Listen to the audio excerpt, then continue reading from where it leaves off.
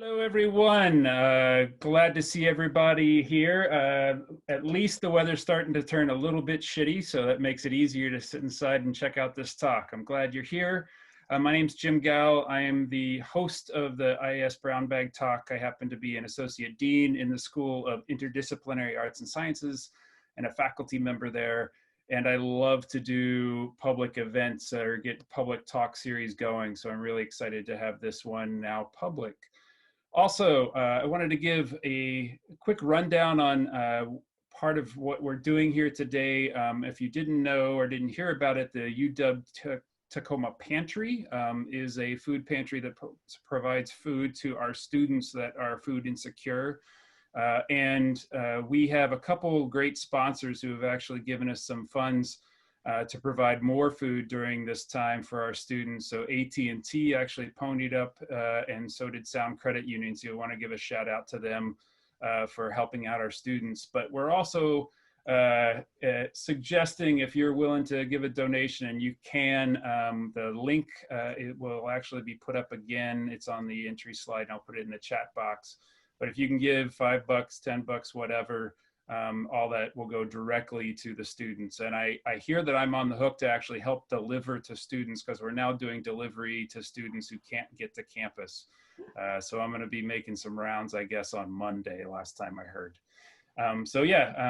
The big shout out to the pantries. For those of you want to know a little bit more about it, they provide fresh, free, supplemental, nutritious, and culturally relevant food, as well as hygiene items to all UW students on campus. Support our students who may be lacking basic needs for themselves and their families. They opened up in 2016, have been serving students ever since. A big accomplishment they like to highlight is how much their community has come together to support the students during the pandemic. Been able to provide food deliveries for students living within a 10-mile radius from campus who can't make it to the pantry on their own. Been able to partner with AT&T in deliveries these past 2 weeks, and we'll begin to do a call out for volunteers, which they've already done. So really want to give a plug to the pantry. So thank you to Riki. When we talked about doing this series online, Riki and Ruben, who's the next speaker, both volunteered and thought it would be a great way, great idea to actually raise some funds, whatever we can, for the food pantry. So I appreciate y'all coming in. Without further ado, I will actually introduce our speaker. Riki will give her presentation, and then I will check for questions in the chat room. So if you have questions that come up, put those in there, and then I'll kind of take them in order and feed them to Riki, and she can answer your questions afterwards. I always like, since I'm not giving the talk, you can play Stump the Speaker. So if you have something that really you don't think she can answer, you'll get my accolades for actually giving something that the speaker can't answer. So Dr. Riki Thompson is an associate professor of rhetoric and writing studies at UW Tacoma. Her current research focuses on how people use social media to find love, lust, and connection in the digital age. She has done extensive ethnographic interviews with over 100 people around the world, ranging from 20 to 76 years old, and representing diverse sexual orientations, relationship styles, gender, and racial identities. Her research has been published in such journals as Visual Communication, Narrative Inquiry, and the Journal of Interactive Technology and Pedagogy. Without further ado, Dr. Riki Thompson. Hello, let me share my screen with y'all. Okay, can you see it? Looks like it's good on my end. Okay, so first I want to thank you for joining me for this virtual talk on a Friday afternoon. And I want to start by thanking a few people. I want to thank all the people who have shared their stories with me and their profiles, because without them, this research wouldn't be possible. So thank you. I know a number of them are here today. And I also want to give a shout out to the School of Interdisciplinary Arts and Science, which is my home program here at UW Tacoma. One, for hosting the talk, and also because part of this research was supported by a fund through the Scholarship and Teaching Fund. So thank you so much to all of those people. And with no further ado, I'll move forward. Okay, so if I can get my slides to move. There we go. All right, so I start with my original plan. Originally, I was going to focus this talk completely on research methods as described in the announcement. But I'm also going to go ahead and talk about some of my initial findings, since in talking with a number of people who wanted to come to this, I realized that it's impossible not to talk about what's showing up already. So if I don't touch enough on the methods, feel free to ask me in the Q&A. You may even stump me and get Jim's award. So a little bit of background. I started this research about 2 years ago. It started when I had been doing years of online dating on my own. I found myself comparing profiles and messages with friends. And then I decided to dive into this after a friend said she would actually pay me for the advice I was giving her about her profiles, and said, "Are you researchers? You really should be." And considering that I've always studied how people connect in online spaces, it was really an obvious jump. It's kind of funny how slow I was to get to it. I think when I told Jim, who's our host here today, that I was doing it, he said, "Yeah, it's about time." So originally I designed this study. I applied for approval from the University Ethics Board, and then I began my study. My plan was conduct interviews, analyze data, and write a book. And right now, book is loosely titled Politics and Practices, Identity, Sexuality, Gender, and Digital Dating. So I was on course for that. On January 17th, just a number of months ago, I had hit my target interviewing 100 people. And I think Lola, she was my 100th interview, it turned out. And so I thought I was ready to stop collecting data and get writing. And that was my plan. Yeah, and then enter coronavirus. So I was immediately wondering, like, how is this going to change dating? And traditionally, traffic on dating apps does go up when there's some kind of event that combines people to their home, like snowstorms. But as we were finding out rather quickly, COVID-19 was really not just another bad snowstorm that was going to be temporarily keeping people indoors for just a long weekend. So we didn't quite know what was going to happen. Then on March 13th, on The Late Show with Stephen Colbert, Dr. Sanjay Gupta was asked whether or not people should date during the time of coronavirus. And he said, well, depends on how much you like the person.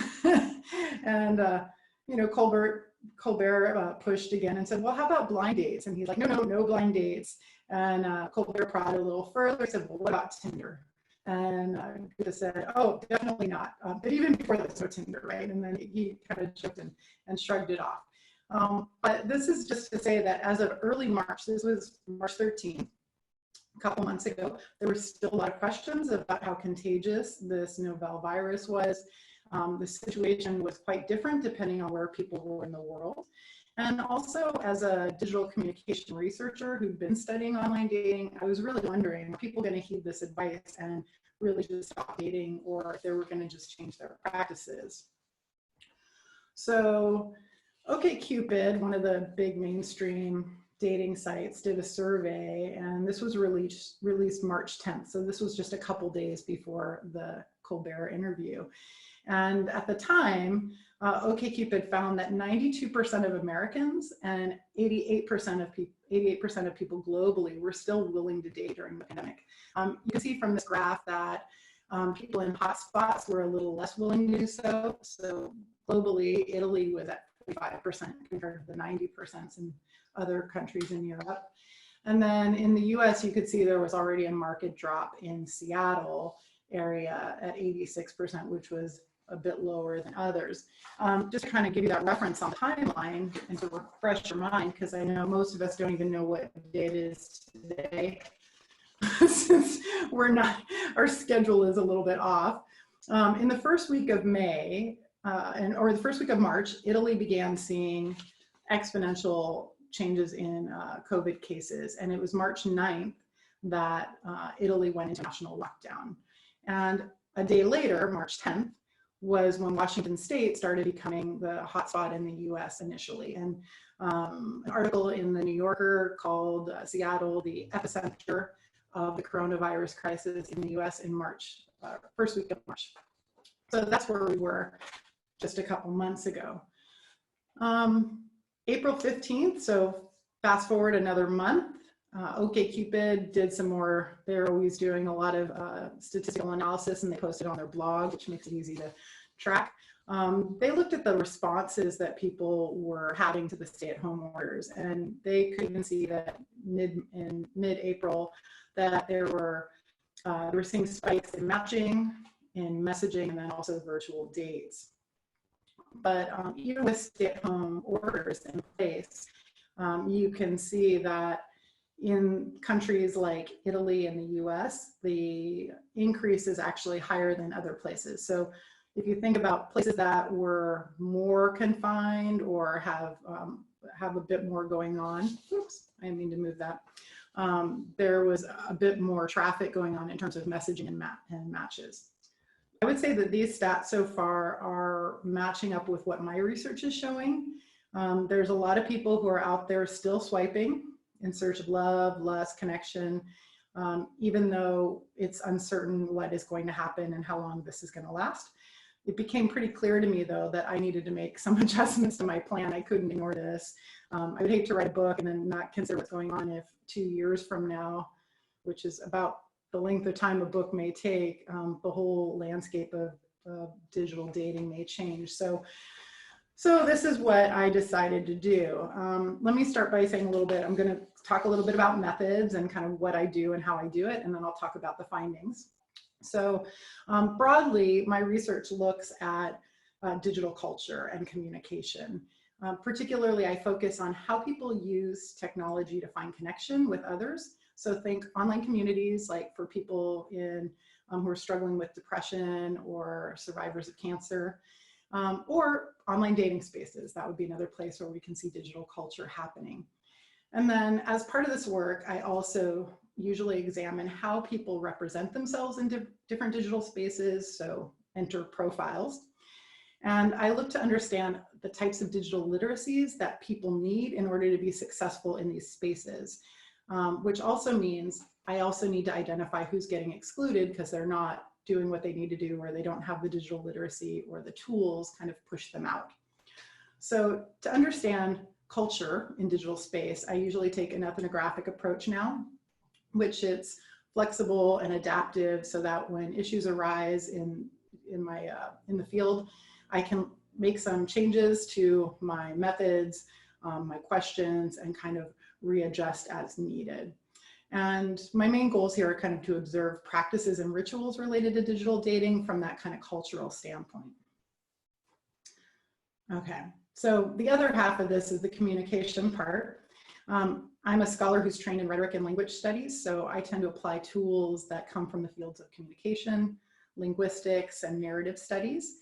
And I generally look at what it is that people say and what they post online. So what they say in stories, during interviews, and then what they might post in conversation threads or chat messages or memes. And then for this research, I'm conducting interviews, I'm observing people's practices with their digital dating tools, and I analyze textual artifacts. So that would be profiles, chat exchanges, and social media posts. Okay. So a portion of my research or kind of a tenet that is foundational to the way I'm doing research is taking what has been referred to as a principle of care. And principle of care really looks at relying on researchers' the local knowledge and ethics. So as a person who's been a digital dater, I can look to what I know about it in order to inform what's going on. But I also recognize the expertise that people I'm interviewing have, and I have a goal to give back to the community. So as a participant observer is what I would be called of digital dating. This research is close to my heart. I look to this call for this principle of care when I'm doing my research. Just to kind of give background, traditional forms of ethnographic methods, they usually suggest the researcher keep a distance and merely observe behaviors, whereas contemporary research methods have been more welcoming to participatory and more flexible research methods, and that's where I situate my work. Also, as a researcher who takes a social justice approach, I also like to I look to share my knowledge with my research participants as part of the process. So when I'm doing interviews, I'll tell people before we start that I'll share what I know if it's relevant, but not until after they share their story, because I don't want to influence the data. So I often find myself sending people stuff afterwards or sharing what I know during the process. Also, I feel like it's my duty to share with them if I know that I'm hearing overwhelmingly, don't post that shirtless selfie picture.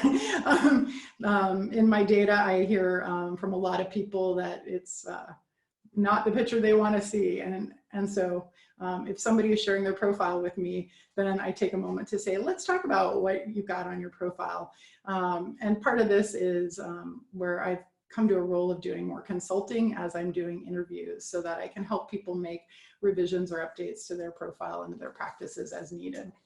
I didn't start out that way, but it definitely, I kind of shifted in that direction as I got moving.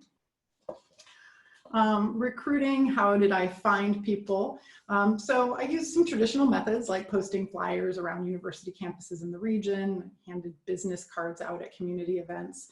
I also used personal networks and word of mouth. And then I've also posted calls for participants on social media and within particular closed groups within Facebook. Also, since I really wanted to hear from marginalized populations and sexual minorities to get that sense in the study, I also reached out to people in personal networks who could share my stuff with their networks.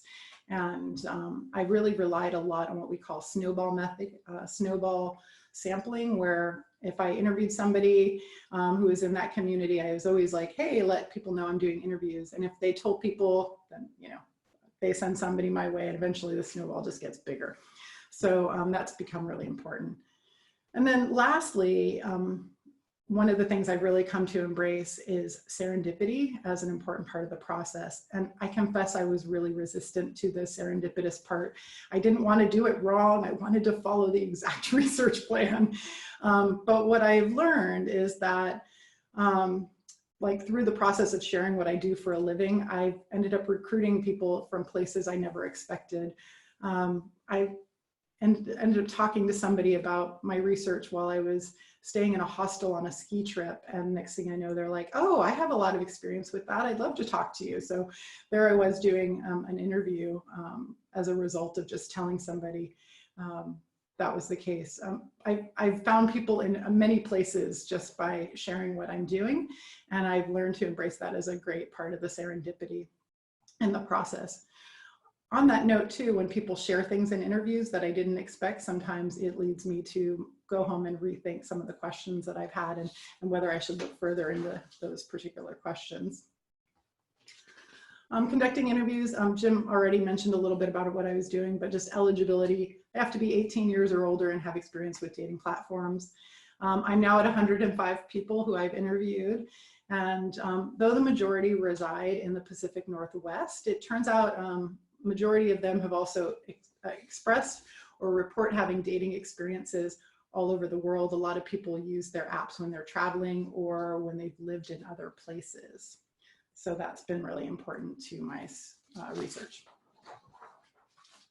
Okay, so collecting stories. So now I'm going to tell you a little bit about the few things that I do as part of this process. One, I have a semi-structured interview format where I collect stories and I identify themes that are showing up. So this allows me to maintain a general scope and then focus, but also dig deeper as needed. Here are these are a few of the questions that I ask people. Like the first one is, what's your online dating story? And one of the things I found is by asking this question, for example, many people usually have started online dating either as a result of a breakup or maybe moving to a new town. And so a lot of people's stories, I didn't expect this to be the case, but many people's stories include a lot of heartache. They include loneliness. They talk about frustration. Dating apps can be very, very frustrating for a lot of people. And then just that longing for connection for people who are really looking for a partner. So what's been really interesting about the process and has also felt really good to me is that many participants I've talked to have said that the process of sharing their story sometimes feels a bit like therapy. and that maybe they should pay me. So I think, okay, we're doing well then. But I think it also speaks to why many people have been open to continuing to talk to me as I've moved into the second phase of research by expanding with coronavirus. So I will say, I've noticed that when people are sharing things that are really hard, there's times when I say it's just time to listen and take notes, not take field notes, but just listen. So yeah, it's also a part that's very fulfilling in this process. So in addition to collecting stories, I also analyze people's dating profiles, and I use what's called a swipe through method. That's what I'm calling it. So I use observation and textual analysis together so that I can look at things from different angles. So for the textual analysis part, I'm looking at the profiles specifically. So up here you can see these are from Bumble, and this is on the left-hand side. It's really like the person, if you had a dating profile, that's not what I would see when I go swiping, but it's what I see when I'm creating the profile. So I can look at all the pictures that they've posted. We can see what they've written in the bio section, the biography. And then on the right, you get a sense more of what people see. And you can see that people will use emojis sometimes. There's a lot of buttons on the bottom, like in college has dogs, and those are really menu buttons that you have to choose. And so I also analyze what goes on when, like, I look at emojis as part of communicative language, it's visual language, but I also look at how those buttons and those menus construct and kind of guide you as you're setting up your profile. If you're on Bumble, the buttons you have are very different than if you're on Tinder, for example. And so what are those choices that you have about who you can be and how you can present yourself? And those are the questions that I often ask people, like, what do you notice with your Bumble profile versus your Tinder profile? I also use, for more the observation part, I use a swipe through method during interviews, and that's only if the person has an active account and they're open to going through the app while we're meeting. I should say the one thing about doing digital research is that the technology changes really quickly, and then add dating to it. And with dating, people's situation changes very quickly.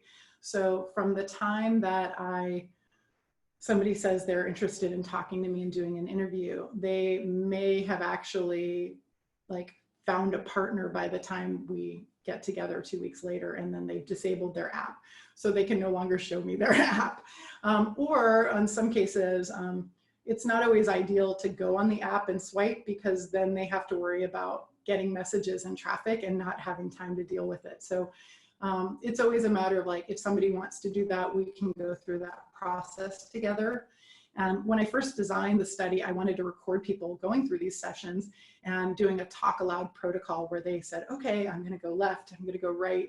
But what I also found is that people swipe very quickly. And I should know this, I've been on the apps, but they really swipe too quickly they're swiping faster than they can describe what they're doing. So I revised the method a little to say, okay, let's do a swipe through where we look at, swipe through for a few minutes kind of thing. And both of us talk, right? Like if they're swiping, they're like, yes, no. And if they don't say anything, I'm like, yes, no, so that I have an audio recording of what's happening. And after a few minutes, we check in and say, let's reflect on what you did, why you made the choices you did, like what was wrong with that girl, what was wrong with that guy, why did you pick yes for that person, why did you pick no for that one? And so I found that through this process, I've actually had to revise my own methods, because there wasn't really a good method for doing this that I found out there already. And that's been kind of a way that I'm kind of shifting things. The other thing I look at is I do look at pop culture text a little to see what people are saying, just to get a sense of kind of what the larger discourse is in the world at large. And this is one that came out in mid-March as well. This one, as COVID took hold, basically public debates around the status of dating during the pandemic started showing up on social media feeds. So part of my process was just like screen capture, just keep screenshotting when I see memes or discussions that are related, just so I have them, so I can deal with them when I'm able to. This post was talking about the return of courtship, that the people who are going to suffer during social distancing were the dudes on dating apps, because the implication here is that women want to talk and that men don't, which is a stereotypical thing and not true for everybody. But it's been an interesting interesting comment, because the issue of shifting to talk is part of what's showing up. Okay, so here's this is some of my initial findings. So in order to figure out what was going on during this time of Corona, I designed a few new questions. I posted them on social media. I also then sent them to original study participants through email, text, social media, messaging apps, whatever people put on their consent form about how they wanted to be contacted, or how we had been contacting each other through the interview process. I contacted 60 participants from my original study in mid-March, and I heard back from 30 people within a week, and it really blew my mind. I was really shocked. I heard from another 10 in the following few weeks. And interestingly enough, I've heard back from more of them as I sent this call for this talk. And so I feel really fortunate that people are really interested in talking about what's going on. And in some cases, some people also were talking about some of the things that were difficult, and also asking for some advice and wondering what I was hearing, because this is really new territory for a lot of people. So as I share what I'm finding so far, I just want to remind everybody, this is very preliminary. This is moving really quickly. I will be dying to see what this looks like in a year, as far as whether some of what we're finding now really holds true. But there is definitely some stuff that's rising to the top. So I start with this Tinder profile of coronavirus that you see in front of you. This was a real Tinder profile that somebody put together, and it was circulating in the Seattle area in late March. And you can see it's a stylized visualization of the biological virus. The profile describes coronavirus as a 34-year-old typical man, trying to be in you, constantly a threat, and not good to introduce to your relatives. If you read further, you'll see coronavirus as a world traveler, right? One of the tropes of online dating, looking for people to hang out with in their quest to visit every country. And the women who shared this profile, they were talking about it on a social media site, and they were saying like, oh, I just couldn't swipe right. Like, I know it was funny, but yeah, I just couldn't do it, right? So one of the things that's interesting about thinking about pandemic profiles is how humor is getting used. And so while many people find Black humor quite funny, or gallows humor, others find it very offensive. And so one of the things that people need to be thinking about is, as they're using humor in their profiles, is that it can be a risky move if you're going with darker humor. Sarcasm is really hard for people to detect in online environments anyways. So one of the things we see, and I'll move to the first category, which is pandemic profiles. Right now, what we're seeing is many daters are capitalizing on the strange times. They're trying to stand out from others so that their profile looks unique, which is one of the biggest strategies and struggles, I'd say, for online dating, is making your profile different. And so one of the things that OkCupid found in all their many statistical surveys is that in the month between January and February, there was already a 188% increase in coronavirus mentions on profiles. And so we can see these coronavirus profiles and pickup lines becoming an interesting norm as people social distance. So pandemic profiles, they tend to lean on the humor side. And some of them try to find other ways to engage potential partners through invitations. The one we see on the left, this was actually a Facebook meme that went viral, where the person had posted dating profiles during quarantine be like, and then you've got the whole example of showcasing a pantry stocked full of rice and beans, enough hand sanitizer to take a bath in, and reams of toilet paper, which, right, suggests that this person is reliable and resourceful. And so one of the things I'm noting is there's a lot of what I'm calling survivalist or stable provider type of tropes that utilize kind of all of the symbology of COVID-19 as a way to kind of speak to people.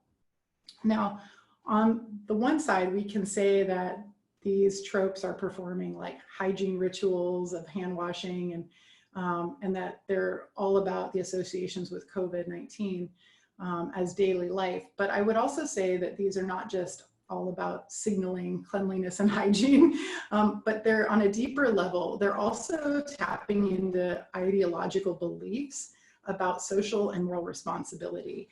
So as daters are representing themselves this way, they're also representing themselves as citizens who are doing their part to flatten the curve, which does a little more work than just what is on the surface. Now, the profile on the right, which came from a Tinder profile from one of my participants, you can see this is actually an example of how pop culture is being used and as a way to invite people into the profile. So this picture is from the game Animal Crossing, and the person had put together a virtual cafe on their island. And what they're doing is they're inviting people to meet them for a coffee date in their virtual cafe. And they included like a link to like, come find me here.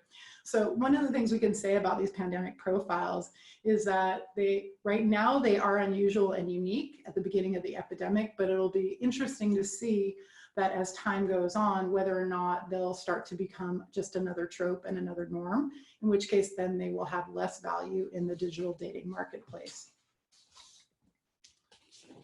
Okay, pandemic pickup lines, also a big one. On the left-hand side, this was actually a meme. I wouldn't be surprised if it might have even been on my mom's site, because my mom is the queen of the memes right now that are about COVID, and she's cracking everyone up. So this one particularly has just a list of what types of pickup lines people are using.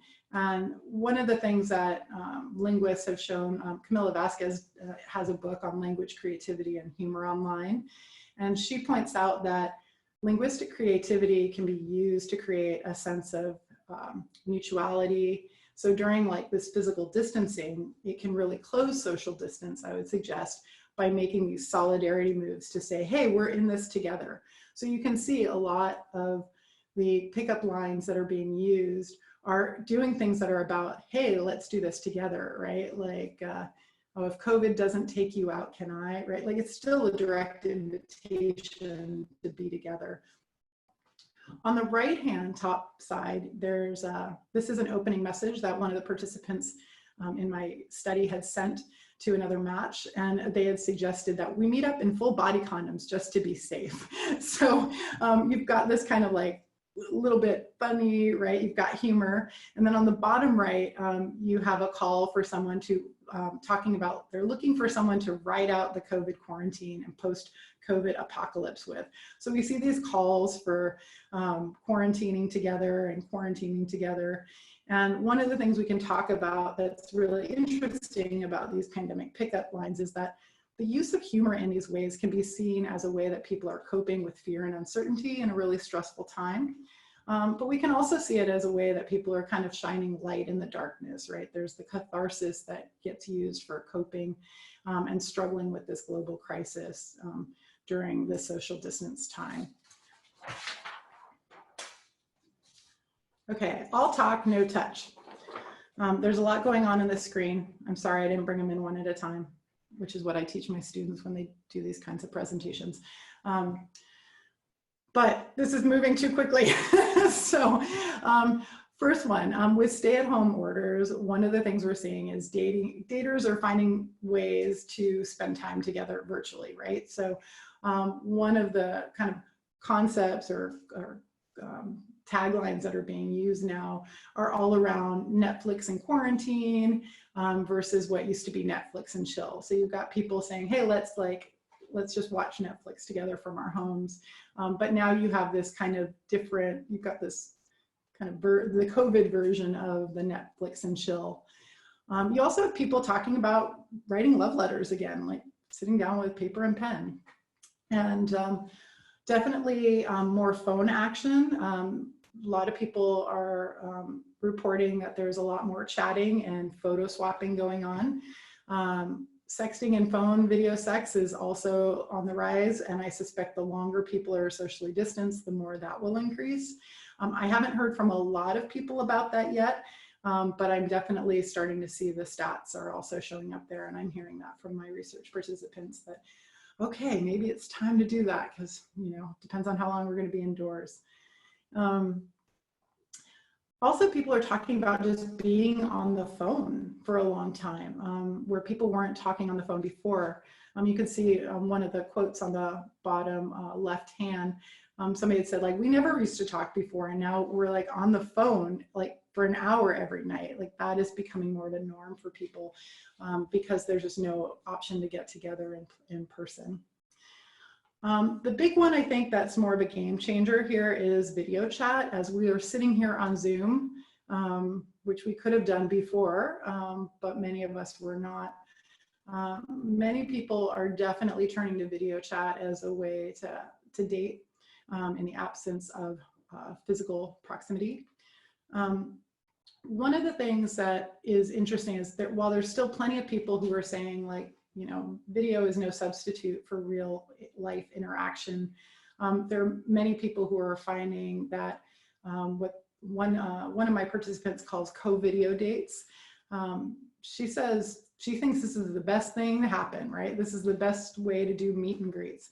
And one of the things that people are saying that are liking the video date option is, especially for that first meet and greet, you do get what you need without having to go meet someone in person. You get a chance to hear their voice, you get a sense of kind of their mannerisms, yet you don't have to invest the same kind of time and energy and money of going out on a date. And for a lot of people, that first date, meet and greet, or zero date, whatever we want to call it, for a lot of people, that is a real time suck for them. And also often people feel it's where they're wasting a lot of time with dating, especially people who have to travel far to go on dates. People who have children at home are also having to pay for babysitters. So the economics of trying to shift that meet and greet date to more of a visual, virtual video version may be something that I suspect we may see people using a little bit more of, especially because some of the apps are starting to jump online. Bumble last year, about 6 months ago, had already introduced video chat as an option within the app, which means that people can video chat without giving their number or other information. So for safety reasons, that makes it safer, but also easier access. And I just read that Plenty of Fish has also done that. So it won't, if more of the apps start integrating these video chat options, I suspect we're going to see that as more of a norm to that first date. Okay. So social starvation and breaking quarantine. This is another one. Some people, what's been noticed by a lot of people, right, is, oh, social distancing, oh, this is going to be really hard. A lot of people are reporting that they are reaching out to their exes or being reached out to by exes. And also many people are noting that people who they matched with a long time ago on the apps, who they never talked with, are popping up. So you can see the message on the left-hand side. This was a person who had matched 3 years before, and there was a message thread from 3 years ago, and then all of a sudden the person popped back up and they were like, hey, and the person's like, did you just like reach out 3 years later? And they're like, I thought it wouldn't hurt, you know, I'm starving for social interaction. So we see this, like, as people are starving for the social interaction, they're using their apps as a way to talk to people, even if they aren't going to necessarily see them. I've definitely had reports from a number of people that they are getting propositioned for people to just meet with them anyways, like, screw the social distancing rules, let's break the law. And then some are just saying, I can't handle this, I need human touch, I need to see my partner, I need to get laid. I've heard that, yeah, breaking quarantine in my own way. Okay. All right. next one. Sorry, I just had a little funny message pop up on my screen. Okay, it's gone. All right, and so as I'm moving towards one of the last ones, one of the most interesting aspects of digital dating that I'm noticing is the parallel between the language of sex, risk, contagion, and connection in relation to COVID-19. So when I first sent out calls to participants to ask if they were planning to continue dating, one of the first responses I got was from somebody who's in Spain right now. And they said, yeah, I've not been on any online dates since it started. I'm treating it like everyone may have an STD and nobody's been tested. So there was an immediate kind of connection between that language of sexual contagion and STDs that I was seeing even in some of the responses. I started noticing a lot of similar parallels in the social media discussions. And so you can see on the right, I've got the Lisa from The Simpsons, cartoon. Since we're all talking about viruses seriously this week, you should all probably start wearing condoms. So this will make sense as I move into this. So many of you probably heard the term quarantining, which is when people select a team to quarantine with so that they can escape the isolation of the stay-at-home orders. Generally, this concept refers to people who are just staying with friends or family, but it's not at all of a sexual nature. So I'm using the concept of COVID bonding to refer to the situation when people are choosing to quarantine primarily for romantic and sexual dating kinds of reasons. And so this is a concept that I'm really expanding from, also related to kind of sexual intimacy work, is the concept of fluid bonding. So fluid bonding refers to the decision that when people decide to stop using barrier protection like condoms or dental dams during sex and exchange bodily fluids with their partners. So at this moment in time, face masks and gloves have become the barriers that we use to protect ourselves from the risk of being exposed to COVID-19. And so masks and gloves are like the condoms of social interaction in the era of Corona, I'm suggesting. And at this moment, what I'm noticing is that people are choosing to get serious with people more quickly and trying out relationship options and deciding to be bonded to somebody that they just want to, like, I'm going to share my cooties with you. I'm willing to make this person my COVID partner. On the bottom right-hand corner, one of my participants in the study said, yeah, I can't just be video chatting forever, right? And I was like, fuck it, I don't want to meet new people. So I decided to try out this relationship basically, and they called it an isolationship, right? And so they're like, they don't know if it's going to work out, but had we not been in this time period of social distancing where you can't meet anybody else, they would not have been making the same kind of choices. And I've heard that from a lot of people, that they're just choosing to kind of hunker down with somebody they had started dating and make that person their safe person, their bonded person in that respect during the pandemic, and to see how it goes. My last slide is also just to put a shout out to the solo people out there, sometimes referred to as self-partnered, since Emma Watson made this a mainstream term. So one of the things that I am also hearing is that people who are solo are really having a hard time with this. And some of them were people who were already dating or not dating, but there's a lot of discussion around what it means to really be kind of quarantineless, is what I'm calling it. So on the left, this was one of the posts that was in it when I put out the call, what are people doing? And one of the people said, hey, there's no discussion of us single people. Like, this really sucks. I'm home alone. I don't have any pets. And you could see the little, the kid on the swing by himself on the slide in the park feeling all sad. And another person had pointed out, yeah, I can't watch anymore these couples on their Zoom, they're happy couples on Zoom. So there, a lot of people are feeling really left out. It's almost this sadness. I've heard a number of people talking about this resentment and feeling like they don't have people to hunker down with and mutually care for.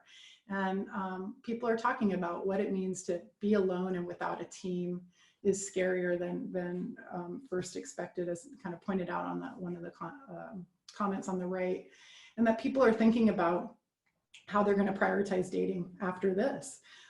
Because something about being in a pandemic where you all of a sudden are alone, for people who are not partnered or have multiple partners, whatever their situation is, for people who are solo, this has also been a really rough time. And this research is, I think, also going to kind of show what's going on in respect to that. So, so with that, that is what I'm finding so far. I'm still talking to people. If people have experiences, I'd love to hear from them. My research website is connectingdigitally.com. And that's what I'm finding. Those are my methods. And I'm open to questions. If you're interested in sharing your stories, let me know. Cool. Thank you very much, Riki. Excellent job. We have a question from Mary Lou. She asks, she says that this is so interesting, but she wants to know what's the sample size for, what was the Cupid, the OkCupid data? I don't know right now. I can look it up, but there's a couple different surveys. The thing about OkCupid's data is it generally is really large sample because they disaggregate all their stuff. They tend to, I can double check it. I'm not sure what it is right now, but their quantitative data tends to be very reliable in terms of numbers. But they're only reliable in terms of that particular platform. I mean, that's the other thing is it's who's using that platform. Though the numbers may be different across platforms, I did just hear of a study from Bumble this last week, and they were also showing similar rises in conversations and matches. I wouldn't be surprised if most of them are seeing those kinds of rises. Whether or not people are actually connecting down the road will be another story. I think a lot of people are using it as a way to pass the time, especially those who are home. And that's always been one of the issues with, I think, that especially since the swiping apps have kind of come on the scene, is that it's become much more of a game experience. And there's no question there's people in my data pool that admit that they're on there because sometimes they just want something to do and I'm bored. Like, not everybody is on there because they're always looking for a partnership. People have a lot of different ideas. Cool. We got a question from Randy. He says, I'm intrigued about the jump from the linguistic having heard terms like quarantine spouse. And so I'm curious about the leap to social practices like Zoom weddings. Are you hearing more about these translations into practice? I am, but I'm trying to not. This is funny that Randy should ask this if it's the Randy that I know who reminds me not to chase squirrels too often. Because that would be one more thing like, ooh, I gotta look at that. Ooh, I gotta look at that. Yeah, I have definitely been hearing about Zoom weddings, lots more Zoom dating, like people, I was reading an article about a woman who, the man she was talking to, like PayPal'd her money for a bottle of wine so they can drink wine together. I haven't seen a lot of Zoom weddings yet, but a few, and I'm definitely, I'll be really curious to see how it all pans out. Cool. Other questions, folks? I'm gonna wait for just a second, see what we get. And if I didn't answer Randy's question, he can follow up and ask more because Okay. I feel like I have a short answer there. Got another question from Luna. Did you encounter evidence of discriminatory practices in online dating? For example, people who appear Asian? Good question. Yes, definitely. There's a couple of definite areas of discrimination that are going on. Asian men, even more so than Asian women. Also, Black women especially. On a lot of the like Grindr, some of the more the sites for gay and bisexual men, there's been known for people to write like no fats, no femmes, no Asians as like a tagline. And it's been so bad that there was even a public service announcement campaign done by one of the apps called Jacked that talked about like how like don't do this, don't be an app hole was their hashtag. certain apps seem to have more behavior to different groups and also in regions. I was just having a discussion about whether or not it is considered okay to put that you have a preference to say not interested in, I only date white people, or not interested in dating Black people. And definitely people I've interviewed, people of color, have said that when they see that, that's an aggression. That's like, really, you needed to say that? Like, that's definitely another area of harassment. There's definitely, there's no question. Not only would I say is harassment a problem, the research definitely shows from people who are especially looking at race and in dating apps is that racism in everyday life is just being reflected in dating apps, but it just looks a little different. Yeah. Randy, by the way, said that that's good for now, but I'm assuming he's going to hit you up for more info later. Mark asks, what insights or surprises have you had from your data coming from trans and or poly people in your sample? Okay. The first thing I would say is that I found really fascinating in some interviews with some of the trans folk that I did was that one of the issues that they were dealing with was how to represent self as while transitioning. So questions of which images to post, what photos to put on their site. Do they put images like everything is right now? Because for some of them, they were in the process and they were looking as they were moving towards, say, maybe male to female, they really wanted to have more of their female side, but they didn't have any pictures. And so the question was, do I just show lots of pictures of like me in dresses, right? And so kind of those quandaries that other people don't have to deal with, who aren't thinking about their identity is right in the middle of transition. The other thing with trans folks, there's definitely, and this goes into the, I would say also kind of the, I call it not racism exactly, but definitely fetishism. And also Black men deal with this as well. And I'd say Asian women. So these groups are definitely experiencing people who want to be with them sexually for fetish reasons. And so they will also get, they're more likely to get messages that are very sexually explicit in ways that are really inappropriate as a first message. All right, so for the poly community, so for the polyamorous community, what is surprising in the research? I think one of the surprising things has been, so the issue of hierarchy. So for people who are non-monogamous and identify as polyamorous, there's lots of flavors of poly. Some people are hierarchical and some are non-hierarchical.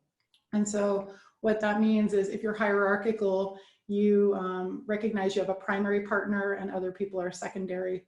Maybe your spouse is your primary partner.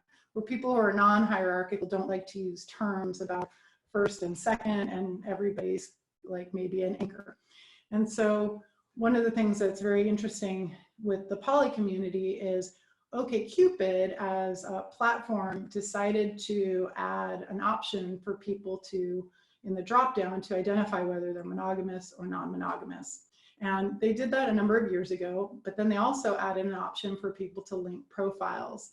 And which is great in that it's subversive and it's doing something new, and it's showing that monogamy is not the only way of being in the world. So this is a good thing to see a mainstream kind of shifting in that way. But what also happens with the links is that the link, you're only allowed to link to one partner. So for people who may be in maybe a relationship, a polycule as it's called, a group where there's multiple people that are involved and nobody is the primary, then what happens is the linking option forces the couple to actually couple and show that there's a primary partnership. So then it uses really a monogamy frame where there is, which is really still about kind of thinking through couplehood and partnership between two people as being the ideal. So that's something that, those are a couple things that have shown up, I think, in my research that I think are really interesting. Gotcha. Murray asks about sharing your slides, but I just want to let everybody know that actually it'll take about a couple days, but we'll actually have the whole talk will be up online, including what Riki shared on her screen. Obviously, I'm sure Riki would like that you cited her in some way if you're going to talk to anybody or use those slides. That would be great. But yes, they will all be up on YouTube afterwards, and we'll put that link up on the UW-Tacoma website. And I'll share the slides to the PowerPoint deck. Excellent. Thank you very much. And I don't see another question, but I had one last one for you before we sign off. So you talked about some of the sort of ways that people are trying to sell themselves. Do you see the vulnerable thing? Do you see people trying to, during COVID, is anybody trying to show their vulnerability versus their like good provider status that you talked about? You know, that's a good question. I would say, interestingly enough, people are more often trying to show their better side. And some people are really mindful and thoughtful about showing a little bit of vulnerability, but it still tends to be a very small move. As far as during COVID time, I'm going to say, what would that vulnerability look like? Like, I'm not home or I'm feeling isolated. I mean, I think people have talked about feeling the kind of the sadness and the isolation from social distancing, but I haven't seen other moves around that. But now I'm going to be looking for what that might look like. I mean, what about people talking about, I'm losing my house right now. Like, do you want to date me? Like, I can see people being, right? Like this, for people who are really in economic dire straits right now, that's stuff that I wouldn't even call it just being vulnerable. I'd say it's just probably too much. It's too much information. So it'll be. I'll look for that, and I'll be curious if other people are finding it. What kinds of vulnerability are you thinking? Nothing in particular. Just kind of wondering. I've seen. Yeah. Maybe that's a little more old school, but the whole idea of showing your vulnerable side. Yeah. Maybe it's a little too close to the truth right now. So. Yeah, I think that's one of the things during times of crisis, right? I mean, I think that's why humor ends up showing up, right? The fact that, and even humor is still dangerous right now because if you're, you know, some people aren't even okay with you making a joke, you know, even having these are my pandemic profiles. But a lot of people, that is how they are able to cope during a stressful situation. And I think the vulnerable side is another way that other people cope, but I suspect more people who are really in that struggle space are probably just not even on the apps. I heard from a lot of people who are like, I just need to take a pause. I just need to take care of myself. I'm too upset. I'm too emotional. Like I'm not in my best space. And so it'd be interesting. I don't know. I'll be looking for it. I feel like you're the question that stumped me. Although the OkCupid survey number, I guess, stumped me too. I don't know their full survey pool. There you go. So there is one last question. We'll sign off with this one. It was asked, what were some of your findings you saw that were encouraging? For example, single parents seeing an increase in positive attention due to provider phenomenon? ? I actually think the most positive thing is the move to video chat. Honestly, I think one of the things I see is if people, and it might just be chat in general, I think people have become really impatient with the mobile apps have kind of sped up people's expectation around response time and also minimized how much people are talking. And I'm a person who likes to talk anyways, and I like to talk more before I met people. It was definitely part of my vetting criteria. And I know a lot of people are like, let's just meet and figure out if we have chemistry. But if you're a person who's getting a lot of messages, making decisions about who you're going to go out and see is about time spent. So I think finding better ways to vet people in a way that's not so exhausting for yourself and for each other, right? I mean, both people, to be able to save, statistics show that the average American spends about $1,400 a year on dating. That's like, you know, that's a lot of money. So, and if you're a man, you're probably spending more, right? Because there's still a lot of people who carry gender stereotypes about men should pay, women should not. But the economics, I think, of people finding a little bit more of an in-between to talk to each other and verify that the person they're seeing on that picture is really the person who's going to show up. And that, because quite often that's when people don't seem to be, it's not that people are lying all over the place. People don't lie any more than they lie in face-to-face from what the stats show. But there is something about getting that feel when you finally see somebody, you get a chance to see them and talk to them. And I think kind of the economics and the time saver and the energy of constantly physically going out and dating, which prior to online dating, people didn't spend as much energy and time dating. They met people when it was, you know, convenient, and then they scheduled it. You know, they weren't saying, oh my God, I have to schedule 5 dates this week because I have those days open. So I would say the optimism is that if people start finding ways to at least make that space between matching and meeting a little bit more productive, they may be able to save themselves some time and energy, and I'd say heartache. Thank you very much. Thank you very much, Riki. It's now 5 o'clock, and it's time for you guys, for everybody to at least get a little fresh air and stop watching Zoom for a little bit today. I did put up online there the link to the giving page for the pantry, as well as upcoming events. So there's a cool new thing that we just added up on the UWT website. That's Spring 2020 online events, and so there's a link there. So we have the Grit City Think and Drink, which is another talk series that we co-host with the Swiss, is coming up May 12th. So hopefully you'll check that one out. And then there's another talk in the Brown Bag series you're watching today, and that's coming up May 29th with Ruben Casas talking. So hopefully you'll join us for those. Thank you all very much for coming. Riki, thank you for an awesome talk. And everyone have an excellent weekend. Thank you.